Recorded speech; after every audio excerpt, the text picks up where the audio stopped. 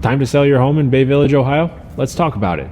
Now, selling your home, it's not an easy task. It's a lot to get ready for. It's a big life change. You want to make this process as easy as you can for yourself. And today we're going to talk about everything that you need to know to get your house ready to sell. That way you have a successful transition. Now, my name's Sam Oler. I'm a realtor in the greater Cleveland area, and I run a team over here. Me and my partner help tons of people like yourself sell their homes and transition into their next one every single year. So if you have any interest in that, feel free to reach out to us. All of our contact info is down in the description. But today we are talking about selling your house in Bay Village, Ohio. Now, Bay Village is one of those areas that is extremely sought after. You've got some amazing walkability. You have tons of parks. You've got super fast access to the beach. Bay Village is just one of those areas that I've always envisioned myself moving to in the future, and it's just the perfect all-around tight-knit community. So there are a lot of really great marketing opportunities that we can use here to sell your home. But before we get into that, I want to talk about some of the market statistics that are going on right now in your area. In Bay Village, right now, the median sales price is sitting right around $362,000. The net price is actually down from last year, and there are a few different things that could contribute to that. The main one being that there's not a ton of inventory that's coming here. This year, there was a pretty good chance that some of the smaller houses in the area were selling that dropped that number down. That doesn't necessarily mean that your value has dropped. Right now, the days on market for houses that are selling are landing right around 19 days or so, which is pretty average for all of the Cleveland area for what I'm seeing, at least. There was, however, an uptick in the amount of homes that were sold compared to last year, and I can definitely confirm that we've got buyers that are looking in the area, so people are buying. The Bay Village area is moderately competitive to get into just because there's a lower inventory of homes that are going up here. So that mixed with the current buyer pool that we have turns it into a little bit more competitive environment compared to if you were trying to move somewhere that has a lot more homes available, like say Medina. Now that competitiveness to get into Bay Village will play a very good role in selling your home because that means there are people looking to buy your home. And as long as it's marketed right and priced right, you are going to have a really great experience selling your home. Now that we know the market statistics for what's happening in Bay Village, it's important to start to build a buyer profile for the person that is going to be buying your house. Now, as far as what is popular right now from what I'm seeing on my end, buyers are mainly looking for three types of houses. If you don't have this type of house, it doesn't mean yours isn't going to sell. But the ones that are most popular right now are going to be colonials, ranches, and split level homes. And I think those are the ones that you're going to find the most commonly in Bay Village anyways. So there is a reasonable chance that you're probably already in one of these. The buyers that are moving here are primarily going to be families, and they're looking for safety and good schools, which you already checked both of those off of the list. Now, as far as the price points that people are looking for go, they'd like to be between the $350 and the $450 mark when they're moving into this area. And that's pretty on par with a lot of the houses in Bay Village as well. If you've got something that's worth more than $500, chances are it might take a little bit longer to sell, but we'll still get the job done. The buyers that are moving here are looking for houses that are move-in ready and probably updated because let's face it, they're juggling a family, work, and social life. They're not going to have a whole lot of time to put into fixing up the home and getting it up to par. The people that are buying here need to transfer their equity from a previous home into the new one that they're buying.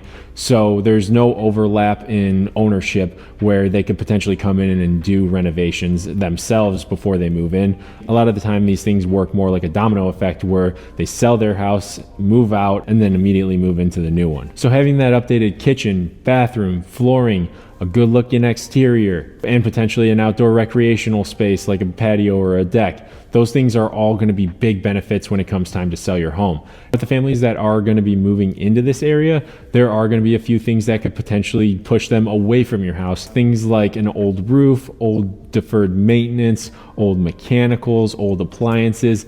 These can all impact how the buyer sees your house in a negative way, and that is something that we are trying to avoid at all costs. So let's talk about the different things that you can do to prep your house before it goes on the market and even before it has pictures taken of it. At the very least, I recommend to all of my clients to have a professional cleaner come in and scrub down the whole house. As buyers are walking through your house, they're going to notice things like scuffed paint or dents in the drywall. They're probably going to open the oven and see what the condition is inside. They're going to notice if any of the HVAC grates have dust or lint in them. I know these are all simple things that can be fixed, but a lot of the times when someone's shopping for a house, they're looking for anything that they can use to negotiate against you. And like I said, we're just trying to avoid this as a whole so that it's not even a question when it comes time for someone to make an offer on your home.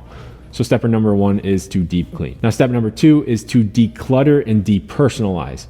What we're looking for here is to make sure that the house doesn't feel smaller than it actually is with how the furniture is arranged. You don't want too many things cluttering your counter space or even your shelving. Making sure that those are nice, clean, and well curated are going to put a good thought in the buyer's head as they're walking through. And that's one of those subtle things that could lead to a better offer for you. As far as depersonalizing goes, take down all of your personal pictures, because when people are walking through houses, they want to see if they know the person that lives there, and they're looking at your wedding photos or your graduation degree to see if they have any sort of connection. It takes their eye off the ball, and that's not something you want to do. Not to mention the fact that it kind of invades your privacy a little bit. So take down the personal stuff and put it in drawers.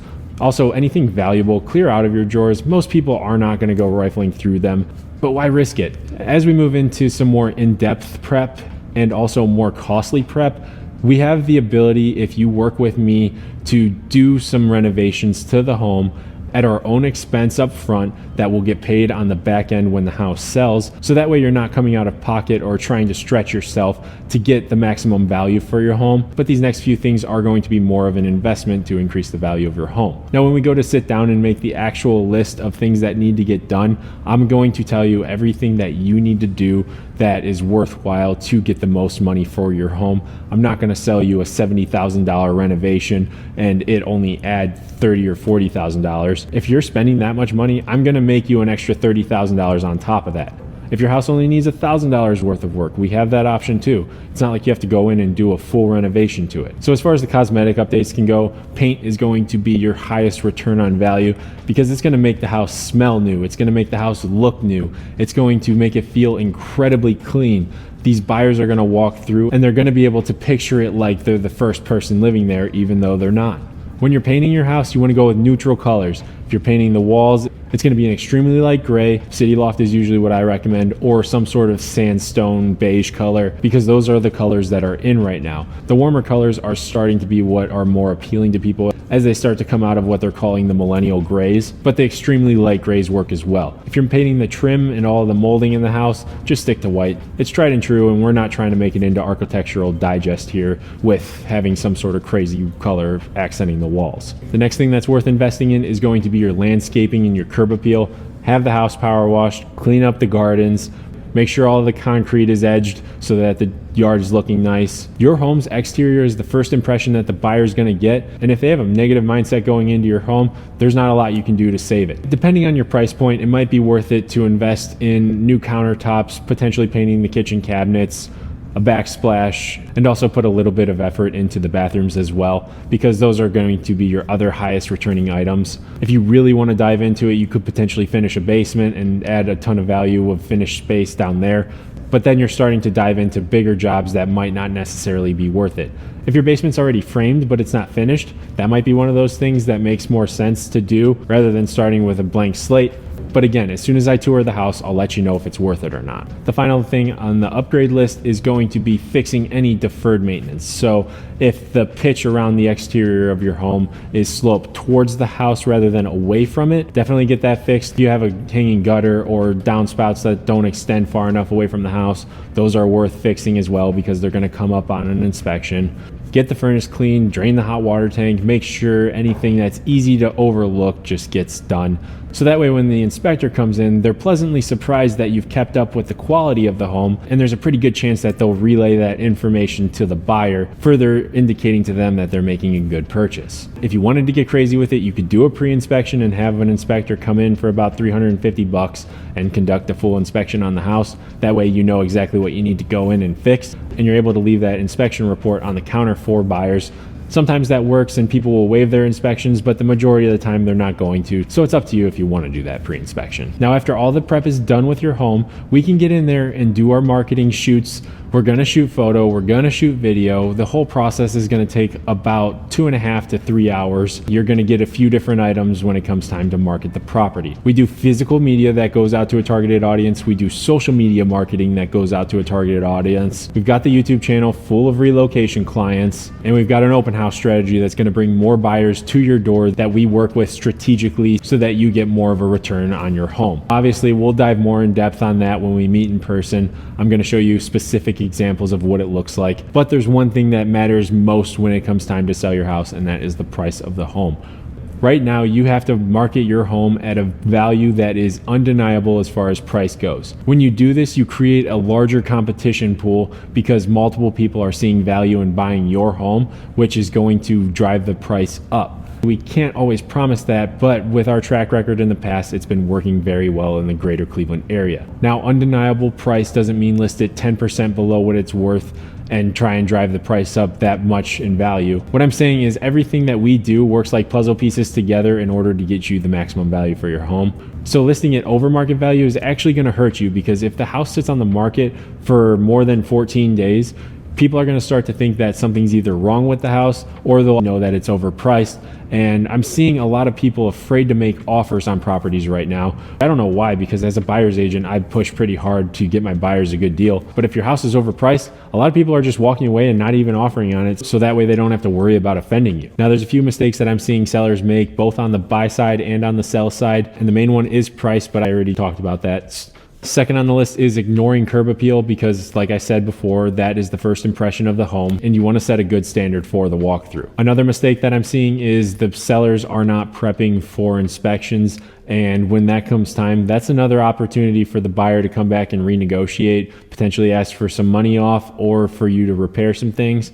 And the majority of the time, they're probably going to ask for money off. That's taking directly out of your pocket. So avoiding that altogether is the best thing that you can do. Another big thing that I'm seeing right now is limited availability. If you're selling your home, expect to bend your schedule to fit whatever the buyer's is, at least for a little bit. Because a lot of time when buyers are touring your home, it's in their free time. They might be on a weird work shift where they're working overnight and they have to sleep during the day. So the only time that they have in reality to see your home is early in the morning. Same with people who work a 9 to 5. They're going to be looking at your house in the evening. So when you have to leave, it's going to be a little inconvenient for you. But if you can be flexible and make whatever schedule they have work, you're going to see a lot of benefit to it. And the last thing on the list as far as mistakes that people make when they're listing their home is going to be not getting professional photography. That one is a given. I don't let any of my sellers get away with not doing professional photography, because the photographer is going to come in there. They're going to get all of the right angles of the house. They're not going to make it feel too big. They're not going to make it feel too small. We're going to accurately depict what the house is offering. And we're not going to overdo it with the photos. It's not going to be a situation where you're flipping through 10 different photos of one room, because that's one of those things where buyers will get annoyed that they're seeing the same thing over and they'll just click off of your listing entirely. Everything that we do when it comes to selling your house is very meticulously calculated. So all in all, as far as the prep time goes for selling your house, you're going to have about 1 to 2 weeks of prep. If you're doing any sort of renovations, that could add about 2 to 6 weeks to your timeline. Getting photography and video is relatively quick. We can do that in definitely less than a few days. Once your house goes live on the market, you're going to have about 7 to 21 days before it goes under contract. And then once it's under contract, you'll have about 30 days in reality, unless it's a cash offer. Sometimes those ones can close in less than 14 days. But anything with a loan is going to take 25 to 45 days to close. So when you're starting to prep to sell your home, start thinking about it multiple months in advance, because you're going to need some time to get ready. And if you're moving equity from your house into a new one, that's going to play a whole nother factor into things, which we can help with. We help a lot of people do it every year. And if you're starting to think about making that move, feel free to reach out to us. We're happy to help. All of our contact info is down in the description. And make sure to like and subscribe this video before you go away. But with all that being said, leaving the video there. I'll catch you in the next one. Thanks for watching.